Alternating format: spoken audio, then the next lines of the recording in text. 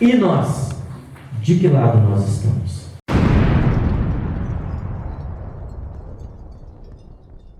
Dependemos 100% de Deus para estar ministrando a palavra, principalmente uma palavra sobre a vida da igreja. Vamos pedir ao Senhor, que se porventura houver algum bloqueio nos nossos ouvidos, se houver algum bloqueio no nosso coração, que o Espírito Santo de Deus, Ele possa lançar por terra tudo aquilo que impeça que a palavra caia como uma semente num terreno fértil que é o nosso coração. Amém? Feche seus olhos, ore comigo. Pai querido, nós queremos em nome de Jesus neste momento, ó Deus, queremos, Senhor, orar a Ti e clamar ao Senhor nesta hora, em que o Senhor, ó Deus, estará ministrando a palavra sobre a nossa vida.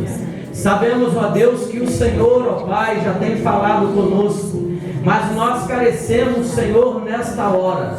Que o Senhor nos dê sabedoria, graça, que o Senhor nos dê discernimento, para que tudo aquilo que nós ouvirmos aqui, ó Pai, possamos aplicar na nossa vida, que nós possamos, ó Deus, quem sabe nesta noite, tomarmos decisões, nos posicionarmos diante daquilo que o Senhor tem proposto para nós.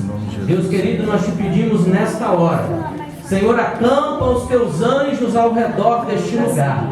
Ó Deus, e se porventura algo que tenha tentado impedir, ó Pai, a ministração da tua palavra, nós anulamos agora no poder e na autoridade que há no nome de Jesus. E queremos declarar, ó Pai, que só há lugar aqui para o Teu Espírito Santo. Amém. Pai querido, fala conosco de forma especial. Nós ansiamos, desejamos, ó Pai, ouvir mais uma vez a Tua voz, porque a Tua voz, aleluia, ela gera esperança no nosso coração. E quando o Senhor fala, nós escutamos. E quando aplicamos aquilo que o Senhor nos ensina, nós podemos ter a convicção e a certeza de que faremos a melhor escolha da nossa vida. Por isso, Senhor, fala conosco mais uma vez, porque desejamos e ansiamos por ouvir a sua voz neste lugar. Assim, ó Pai, oramos agradecidos em nome de Jesus. Amém. E graças a Deus. Quero convidar os irmãos a abrirem as vossas Bíblias no Evangelho de João, capítulo 6, a partir do versículo 60. Evangelho de João,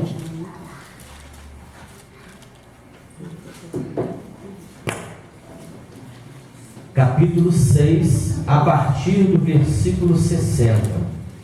Diz assim a palavra do Senhor: Muitos, pois, dos seus discípulos, ouvindo isso, disseram: Duro é este discurso, quem o pode ouvir? Sabendo, pois, Jesus em si mesmo que os seus discípulos murmuravam a respeito disso, disse-lhes: Isto vos escandaliza? Que seria, pois, se visseis subir o Filho do Homem para onde primeiro estava? O Espírito é o que vivifica, a carne para nada aproveita. As palavras que eu vos disse são Espírito e vida. Mas há alguns de vós que não creem, porque bem sabia Jesus desde o princípio quem eram os que não criam e quem era o que havia de o entregar. E dizia: Por isso eu vos disse que ninguém pode vir a mim se por meu Pai lhe não for concedido. Desde então, muitos dos seus discípulos tornaram para trás e já não andavam com ele. Então Jesus disse aos 12: Quereis vós também retirar-vos? Respondeu-lhe, pois, Simão Pedro: Senhor, para quem iremos nós? Tu tens as palavras da vida, e nós temos crido e conhecido que Tu és o Cristo, o Filho de Deus. Respondeu-lhe Jesus: Não vos escolhi a vós os 12? E um de vós é o diabo. E isso dizia ele de Judas Iscariotes, filho de Simão. porque este o havia de entregar, sendo um dos 12.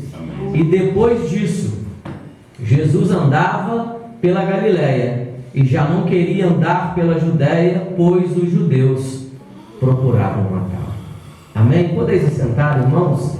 Eu quero destacar aqui 2 versículos, que são os versículos que certamente estarão nos dando um direcionamento nesta noite. Quando Jesus ele disse: desde então muitos dos seus discípulos tornaram para trás e já não andavam com ele. Então disse Jesus aos 12: quereis vós também retirar-vos? Irmãos, esse texto que nós acabamos de ler aqui no Evangelho de João, por incrível que pareça, é um texto que fala a respeito do momento em que Jesus ele é abandonado por alguns dos seus discípulos. Certamente que, além dos 12 que nós conhecemos, Jesus ele estava sempre acompanhado de mais discípulos, mais pessoas que estavam perto dele para ouvir aquilo que ele ensinava e para tentarem de alguma forma obedecerem e estarem junto do Mestre. Mas certamente que junto com os discípulos também havia sempre uma grande multidão. Em todo lugar onde Jesus estava, você podia ter certeza de uma coisa: Jesus ele não estava sozinho. Estavam ao redor dele pessoas que queriam aprender aquilo que ele ensinava, mas também estavam pessoas ali despreocupadas, ou melhor dizendo, talvez interessadas naquilo que Jesus poderia lhes proporcionar. Porque Jesus ele não só ensinava, como também ele proporcionava muitas coisas para aqueles que estavam ao seu redor. Se nós pararmos para observar um pouquinho antes desse texto que nós acabamos de ler, e foi o texto que gerou esse confronto, foi o texto que gerou esse momento onde Jesus ele dá um basta na situação que estava ocorrendo e ele dá um checkmate para aqueles que estavam do lado dele: ou vocês estão comigo, ou vocês podem se retirar. E Jesus ele fala isso logo depois que ele realiza um grande milagre, que é o milagre da multiplicação dos pães. Um milagre onde Jesus ele multiplica uma quantidade de pães para alimentar uma multidão de pessoas. E esse milagre da multiplicação dos pães é interessante, que é um dos milagres de Jesus que é citado nos 4 evangelhos. Se você for procurar em Mateus, Marcos e Lucas, você vai encontrar, talvez com algumas diferenças na narrativa, mas você vai encontrar os 4 evangelistas falando a respeito de um mesmo milagre, que é o milagre da multiplicação dos pães e dos peixes. Jesus ele realiza esse milagre e ele vai para o outro lado do mar. E quando ele chega do outro lado do mar, ele vai trazer uma palavra de confronto para os discípulos. Diga para quem está do seu lado aí: Jesus pode trazer uma palavra de confronto para você hoje.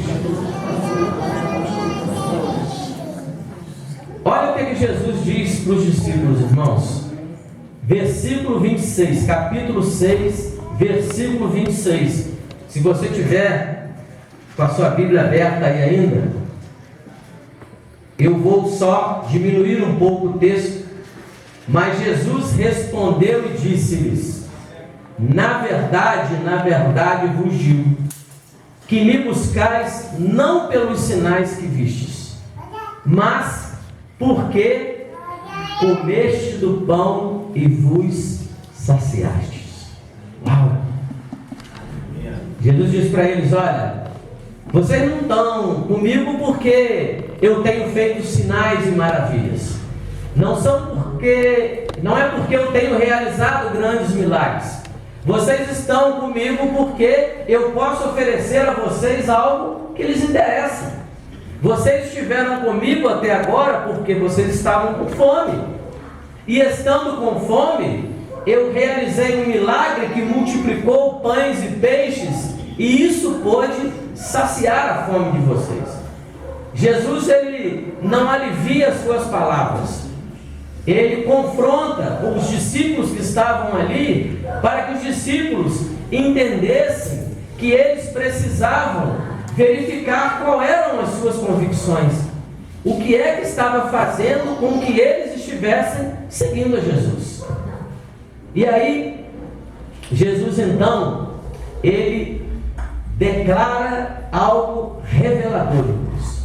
Ele confronta os discípulos, ele diz para eles: olha, vocês não estão aqui simplesmente por causa dos milagres, porque eu lhes ofereci algo que não é desse mundo, mas porque eu saciei a fome de vocês. E aí, Jesus vai dizer o seguinte no versículo 27: trabalhai não pela comida que perece, mas pela comida que permanece para a vida eterna, a qual o Filho do Homem vos dará, porque a este o Pai, Deus, o selou. Aleluia. Jesus declara para eles: olha, vocês comeram agora aí, está ótimo, vocês se alimentaram, só que daqui a pouco vocês vão estar com fome, e vocês precisam entender que vocês precisam estar do meu lado, entendendo e discernindo que eu sou o pão vivo que desceu do céu. Eu sou aquele que sacia a fome e a sede para a eternidade. Os discípulos estavam sendo confrontados ali, irmãos, porque eles precisavam entender naquele momento quem era Jesus. E Jesus então, ele no versículo 35, ele revela quem ele era. Jesus diz assim, e Jesus lhes disse: eu sou o pão da vida, aquele que vem a mim não terá fome, e quem crê em mim nunca terá sede. Aleluia. Irmãos, quem ouve uma coisa dessa, não vai se preocupar com peixe, não vai se preocupar com pão, não vai se preocupar com comida nem bebida. Por quê? Porque Jesus é aquele que sacia toda a nossa fome e toda a nossa sede. Jesus então, depois de declarar quem ele era, ele apresenta para os discípulos qual era o seu propósito. Se você continuou com a sua Bíblia aberta, versículo 51, Jesus ele diz assim: olha, eu sou o pão vivo que desceu do céu. Se alguém comer desse pão, viverá para sempre. E o pão que eu der é a minha carne, que eu darei pela vida do mundo. Aleluia. Jesus declara naquele momento ali, irmãos, e eu fico pensando, irmãos, naqueles que desistiram de caminhar com o Mestre, daqueles que voltaram e não tiveram oportunidade de ouvir essas revelações que Jesus trouxe. Aqueles que pensaram: bom, já saciamos a fome, já saciamos a sede, vamos embora porque está tudo certo, o que eu queria, o que eu precisava eu já consegui. E aí eles vão embora e não ouvem Jesus dizendo que ele é o pão vivo que desceu do céu, que ele tinha um propósito maior do que saciar a fome e a sede daqueles que estavam com ele naquele momento. Jesus tinha muito mais e tem muito mais para fazer. Jesus ele quer saciar a minha e a sua fome, a minha e a sua sede. Jesus, irmãos, ele veio para trazer esperança para nós. E aí Jesus também nesse texto ele vai no versículo 53 e 54 revelar qual deveria ser a esperança dos discípulos. Pergunte para quem está do seu lado aí, com voz profética: qual é a sua esperança hoje? Qual é a sua esperança?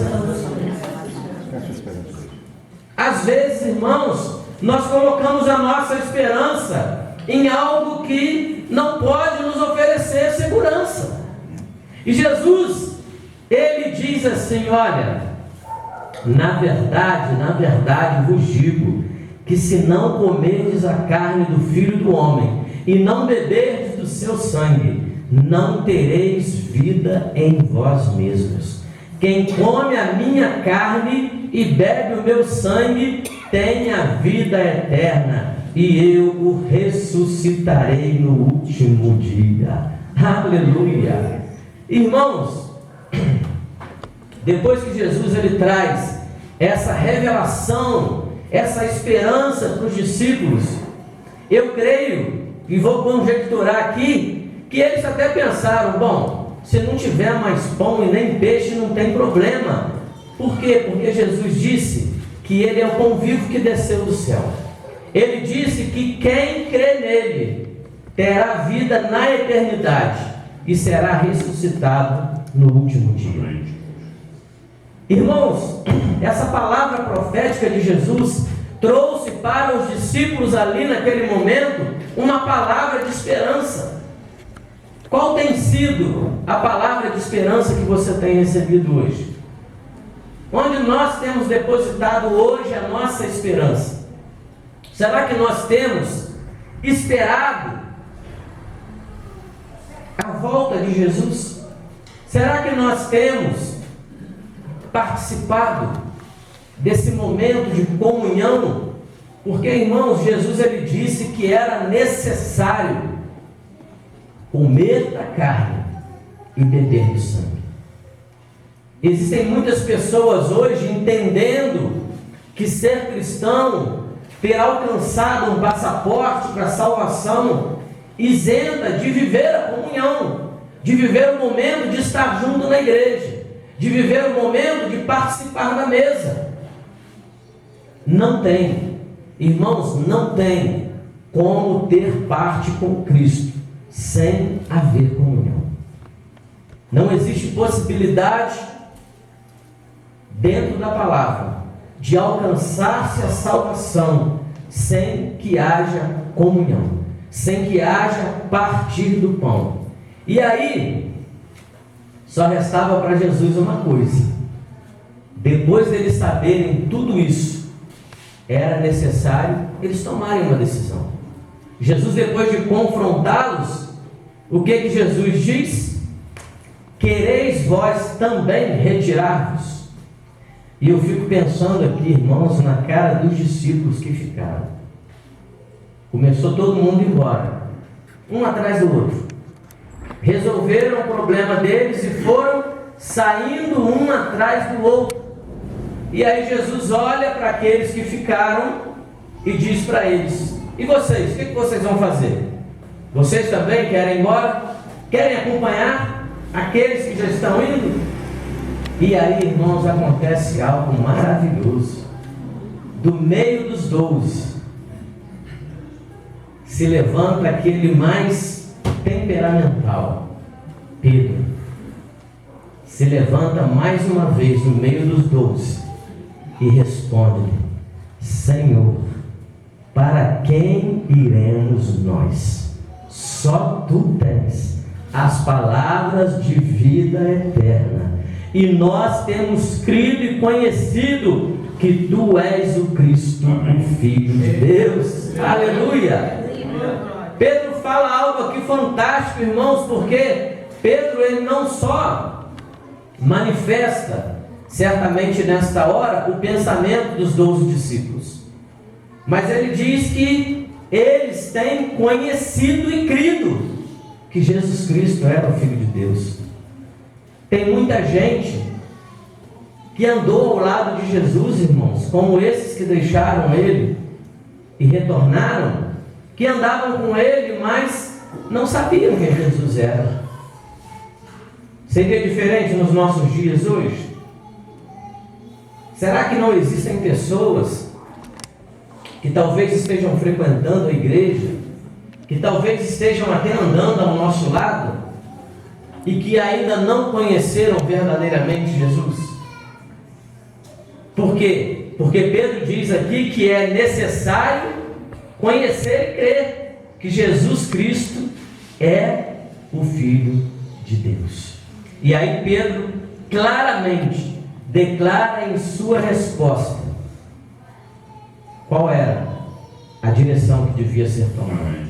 Só tu tens as palavras de vida. Hoje, irmãos, que é o nosso tempo presente, que é um tempo ímpar, pelo menos na história da minha vida, né? Talvez tenham aqui irmãos que estão aqui nessa noite, né, que tenham uma idade a mais do que eu e talvez já tenham visto, mas eu pelo menos tenho vivido neste tempo presente um momento ímpar na história da humanidade, na nossa nação, um tempo de polaridades.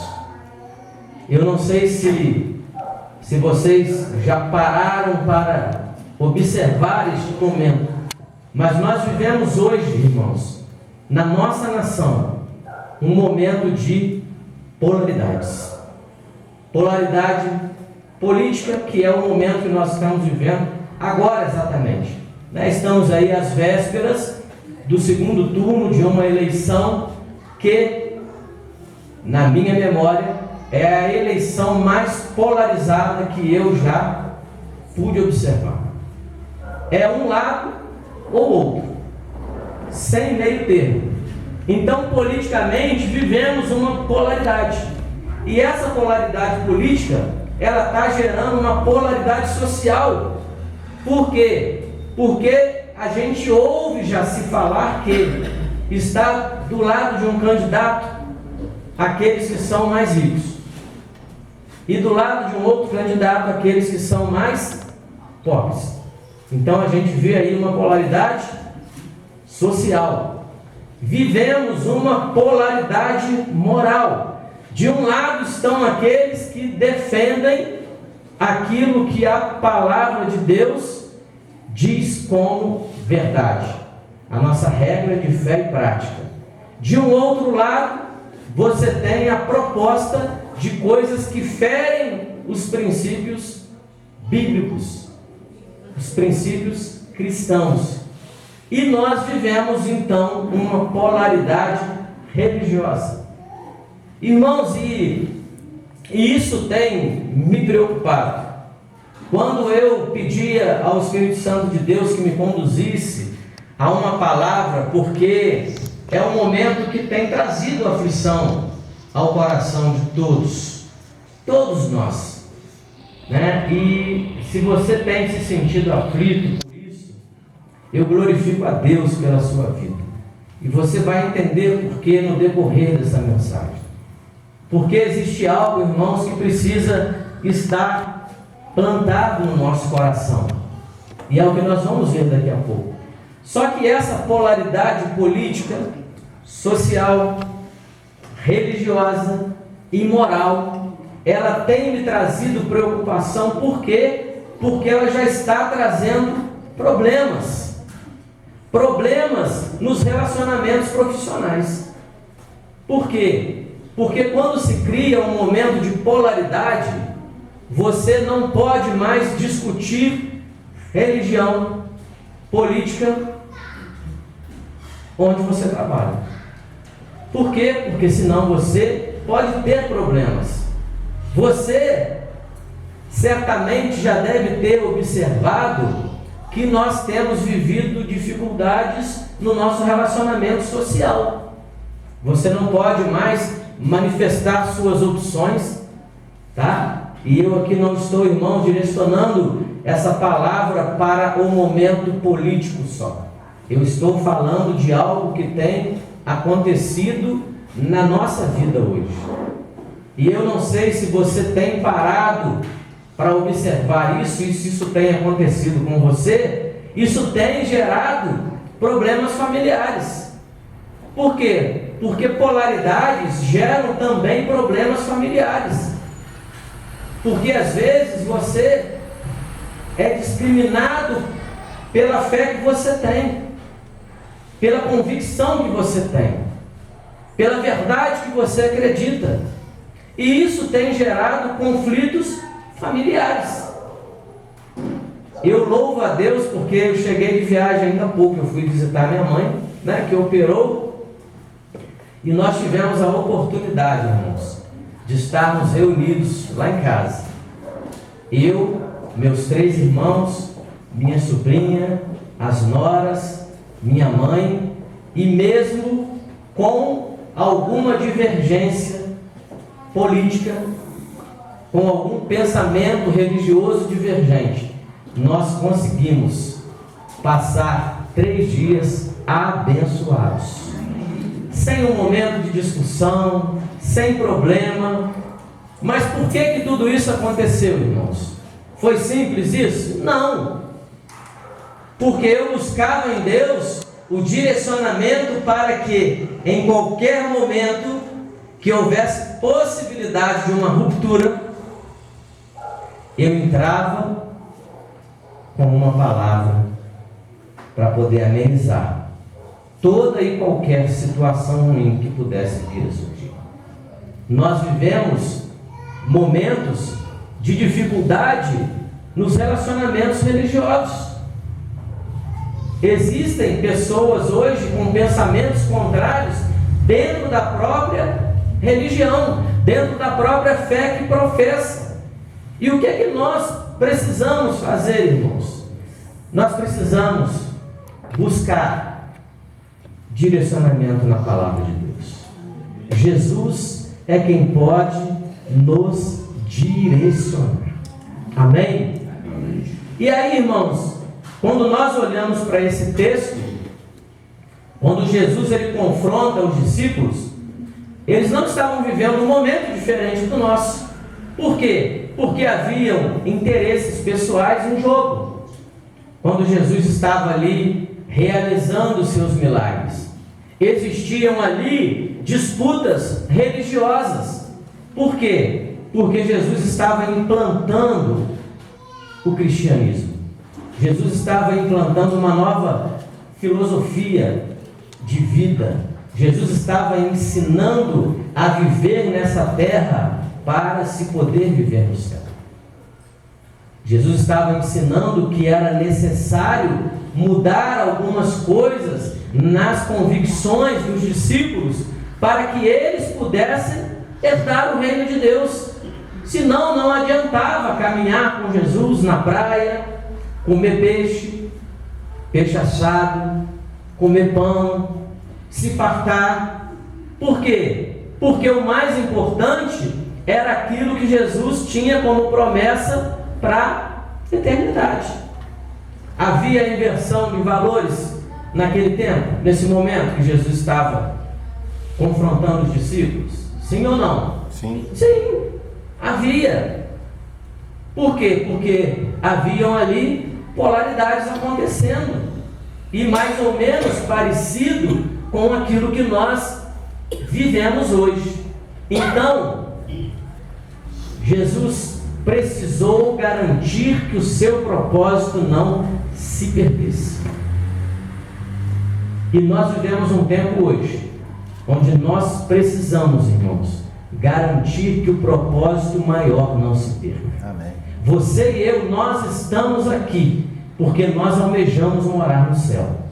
Amém? Amém. Quantos aqui desejam morar no céu? Amém? Por isso, irmãos, nós muitas vezes vamos precisar ser confrontados. E eu creio que Jesus nos trouxe aqui essa noite para nos confrontar. E eu quero nos fazer uma pergunta.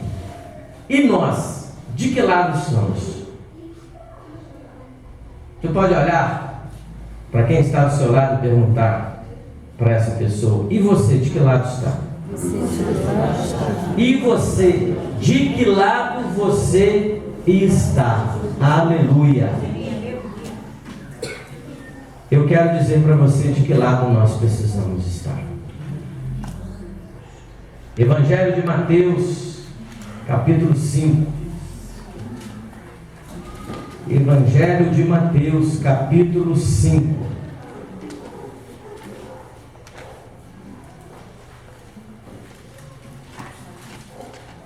a partir do versículo 1.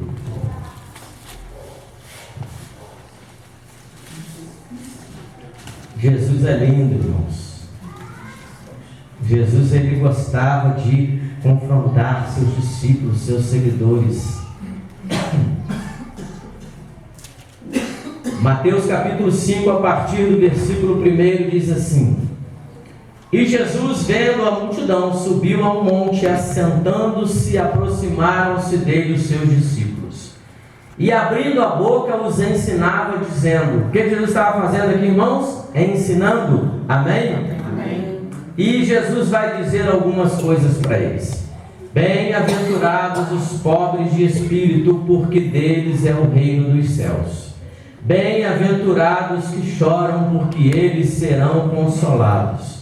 Bem-aventurados mansos, porque eles herdarão a terra. Aleluia.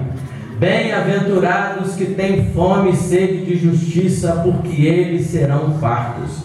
Bem-aventurados os misericordiosos, porque eles alcançarão misericórdia. Bem-aventurados os limpos de coração, oh aleluia, porque eles serão chamados, porque eles verão a Deus. Bem-aventurados os pacificadores, porque eles serão chamados filhos de Deus. Bem-aventurados que sofrem perseguição por causa da justiça, porque deles é o reino dos céus. Bem-aventurados sois vós, quando vos injuriarem e perseguirem, e mentindo, disserem todo mal contra vós por minha causa. Exultai e alegrai-vos, porque é grande o vosso galardão nos céus, porque assim perseguiram os profetas que foram antes de vós. Aleluia! Você pode glorificar a Deus por isso? Aqui está toda a orientação para a decisão que nós precisamos tomar. De que lado nós estamos?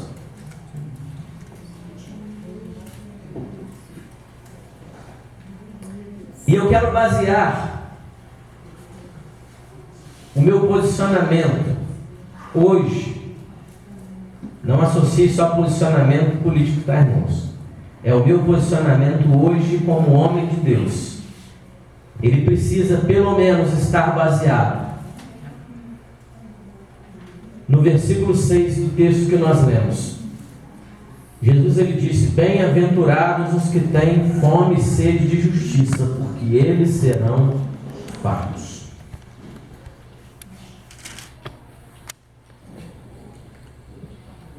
Quem é que tem fome e sede de justiça? Amém.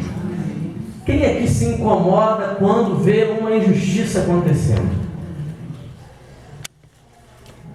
Irmãos, a base para o nosso direcionamento, ele precisa ser baseado na palavra de Deus. E melhor ainda se forem nas palavras de Jesus. E Jesus está dizendo aqui para os discípulos, neste sermão chamado Sermão das Bem-aventuranças, um momento em que Jesus ele reúne os discípulos para lhes ensinar. E Jesus então alerta para eles aqui algumas situações que eles estariam passando.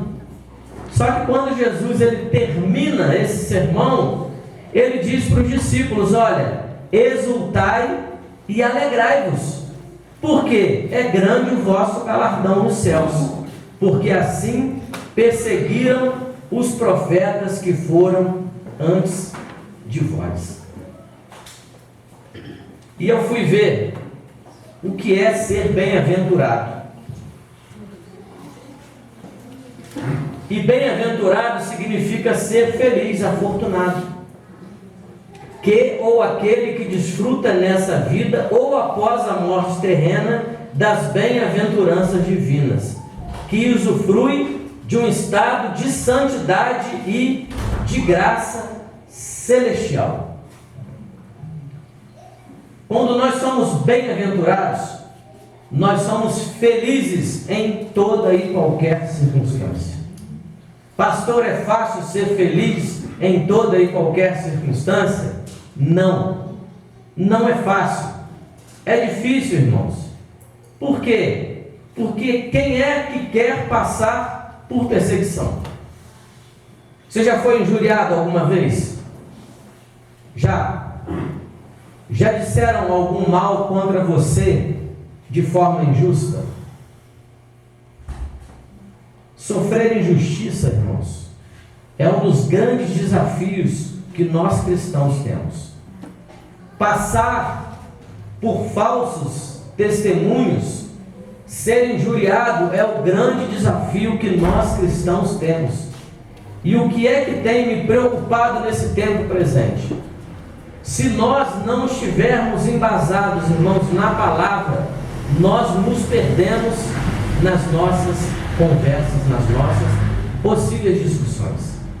E aí a gente perde o foco, a gente perde a direção. E quando a gente perde a direção, a gente perde a razão. Por quê? Porque a nossa razão está em Cristo. A nossa razão está na palavra de Deus. E quando nós olhamos para tal fome de justiça, essa fome, ela é vista, irmãos, em muitos personagens bíblicos. Moisés, lá no capítulo 33, versículo 13 de Êxodo, ele diz assim para Deus: agora, pois, se tenho achado graça aos teus olhos, rogo-te que agora me faças saber o teu caminho, e conhecer-te-ei, para que ache graça aos teus olhos, e atenta que esta nação é o teu povo. Aleluia. Moisés aqui, ele estava olhando para Deus e clamando ao Senhor, para que o Senhor tivesse misericórdia por amor ao povo, ainda que o povo fosse injusto para com Deus. Mas Deus, ele é um Deus de justiça. Os atributos de Deus são inegociáveis, irmãos. Deus, ele é justo. Deus, ele é justiça. E às vezes nós passaremos por desafios, porque, por exemplo, você ser injuriado parece ser algo injusto. Não é verdade? Quando nós somos acusados de algo ou injuriados por algo, parece aos nossos olhos ser algo injusto. Só que Jesus, ele diz que nós precisamos ser felizes, ser bem-aventurados quando nós formos injuriados. Por quê? Porque sobre essa injúria virá um prêmio que é inegociável. E isso é desafiador. Quando nós olhamos para Davi no Salmo de número 63, versículo 1 e 2, Davi diz assim: olha, ó Deus, tu és o meu Deus, de madrugada te buscarei, a minha alma tem sede de ti, a minha carne te deseja muito, em uma terra seca e cansada, onde não há água, para ver a tua fortaleza e a tua glória, como te vi no santuário.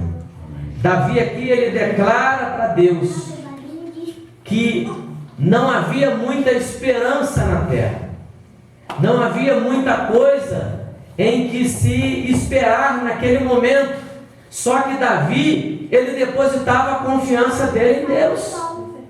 Por quê? Porque Deus era poderoso para mudar toda a situação presente. Eu creio que Deus, irmãos, ele é poderoso para mudar toda a situação presente. Deus, ele não muda, alabanto e decanto.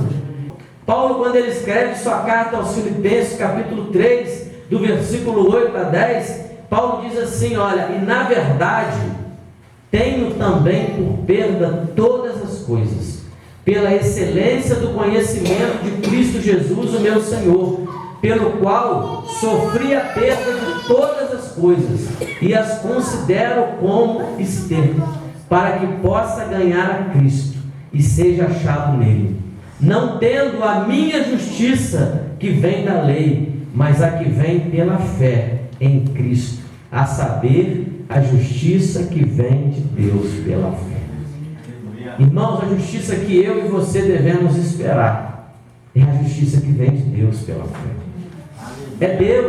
É Deus quem vai, aleluia, executar justiça sobre a nossa vida, sobre a sua vida, sobre a sua casa, sobre as suas causas. Deus é o nosso juiz. Deus é aquele que vai pelejar as nossas guerras. Uma das coisas que muitas vezes, irmãos, nós temos sido levados é fazer o papel de juízes. Eu tenho me preocupado muito com o pecado nesse tempo presente. Por quê? Porque ele tem entrado de maneira sorrateira. Ele tem entrado dessa forma. Quando nós entramos numa discussão de juízo, muitas vezes nós tomamos um papel que é de Deus, que não é nosso. Porque o Senhor, Ele disse que com a mesma medida que nós medirmos, nós seremos medidos. Com o mesmo peso de justiça que nós julgarmos, nós seremos julgados. E quando nós somos pegos de surpresa, muitas vezes, irmãos, nós não percebemos e nós caímos numa armadilha do nosso adversário. Mas em nome de Jesus, eu quero declarar nessa noite que o Senhor está nos trazendo a revelação da verdade, para que nós possamos buscar a direção certa na palavra de Deus. Só que essa fome de justiça, muitas vezes, ela é destruída. Quando nós, irmãos, não sentimos mais pelo outro, pela causa, nós precisamos nos preocupar. Por quê? Porque essa sede e fome de justiça, ela pode acabar. Ela pode começar a se extinguir. E o Senhor me levou a pelo menos 4 situações que podem destruir essa fome e essa sede de justiça em nossa vida. E a primeira está lá no Evangelho de Mateus, capítulo 13, versículo 22, que diz assim: e o que foi semeado entre espinhos é o que ouve a palavra, mas os cuidados deste mundo e a sedução das riquezas sufocam a palavra e fica infrutífera. Então, a primeira causa da destruição da nossa fome e sede de justiça é quando nós nos preocupamos pelas coisas do mundo e pelas riquezas que muitas vezes nós queremos alcançar. A palavra de Deus diz que aquele que busca riqueza, ele cai em laço de morte. Por quê? Porque muitas vezes ele se perde no meio do caminho. Ele busca riqueza e ele perde a direção que ele deveria ter tomado. Por quê? Porque é necessário que nós busquemos, em primeiro lugar, o reino de Deus e a sua justiça, e todas as demais coisas nos serão acrescentadas. Aleluia! Então, irmãos, fiquemos atentos para que pelas preocupações deste mundo e pelo engano das riquezas, nós não percamos o nosso senso de justiça. Segundo, Evangelho de Mateus, capítulo 6, versículo 31.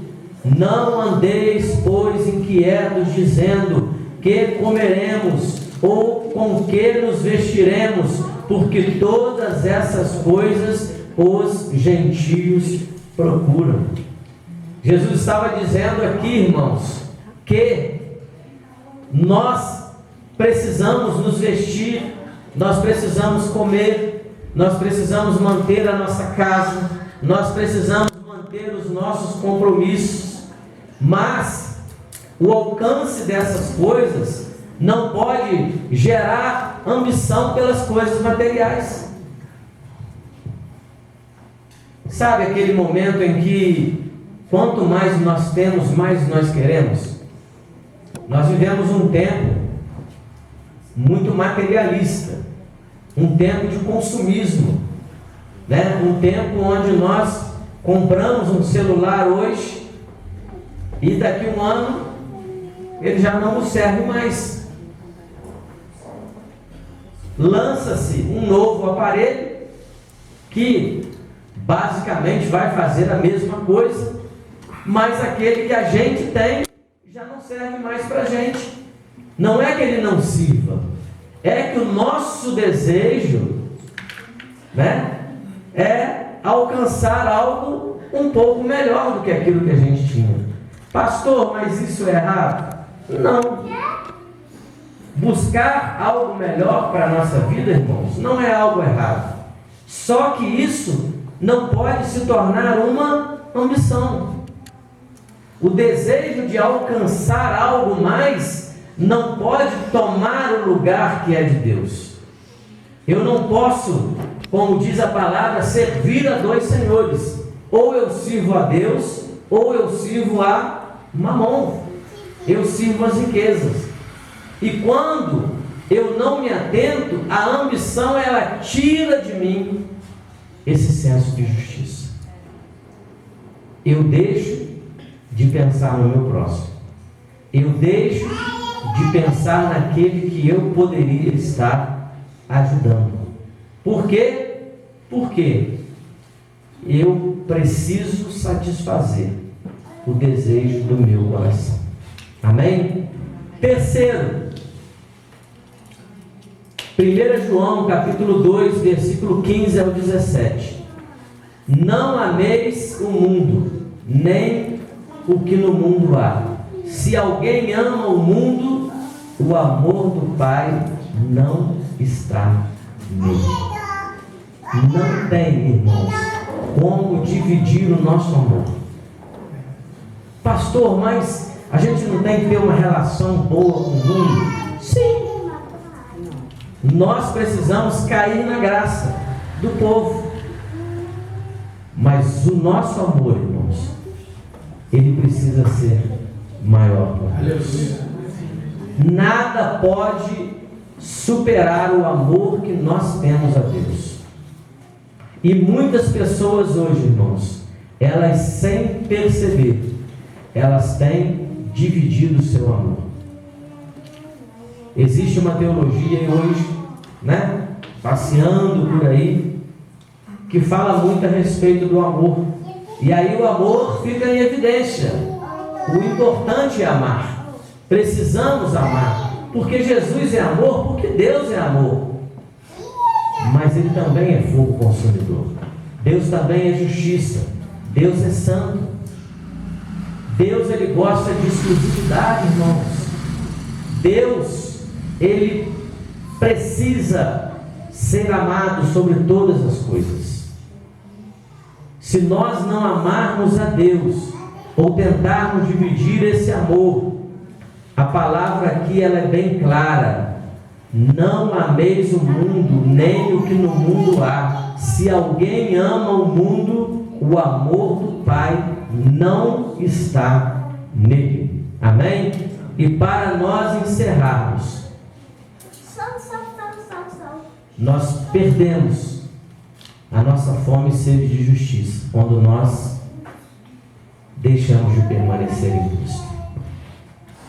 João capítulo 15, vou aqui resumir. Jesus, ele declara: eu sou a videira, vós as varas. Quem está em mim e eu nele, este dá muito fruto, porque sem mim nada podereis fazer.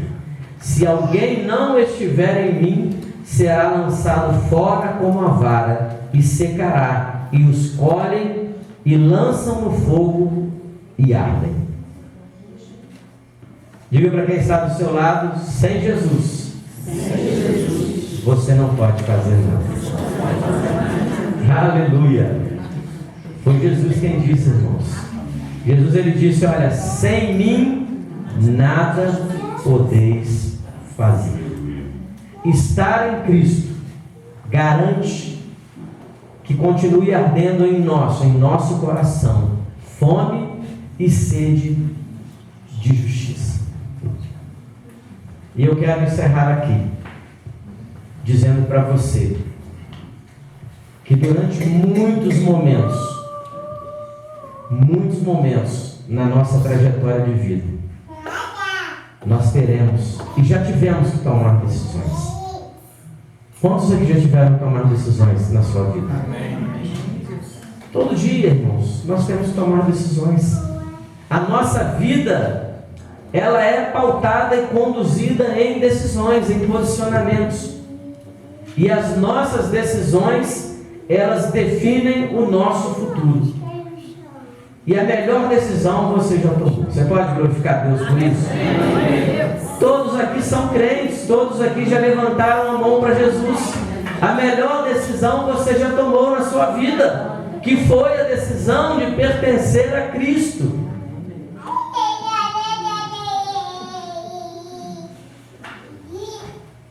Quando Jesus confronta os discípulos nesse momento, que foi a base da nossa reflexão nessa noite.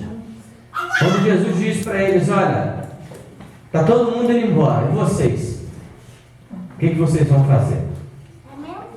Qual a decisão que vocês vão tomar? De que lado vocês estão? Vocês estão do lado daqueles que estão indo embora, abandonando o barco? Ou vocês vão, independente das circunstâncias, das consequências, vão ficar do meu lado? A resposta de Pedro discerniu rápido, levantou e disse: Senhor, para quem iremos nós? Só tu tens as palavras de vida eterna. E eu quero encerrar por aqui e fazendo uma pergunta reflexiva para nós. E nós? De que lado nós estamos? Jesus, Ele sempre deu oportunidades de escolhas, de decisões, e não eram escolhas vãs. Jesus, Ele sempre ensinava antes de confrontar. Jesus sempre orientava antes de dar a oportunidade de decidir. Eu quero encerrar por aqui, dizendo para você que nós vivemos um tempo ímpar da nossa vida. A Bíblia diz que o nosso coração, ele é enganoso. Só o Senhor conhece o nosso coração. Mas a palavra de Deus, ela é perfeita. A palavra de Deus, ela não traz engano. A palavra de Deus, ela não traz dúvida. Se você tiver alguma dúvida na sua vida, em que direção tomar, em que decisão tomar, de que lado está, eis aqui o meu conselho pastoral: consulte a palavra de Deus e ela terá resposta para toda e qualquer dúvida que surgir no seu coração.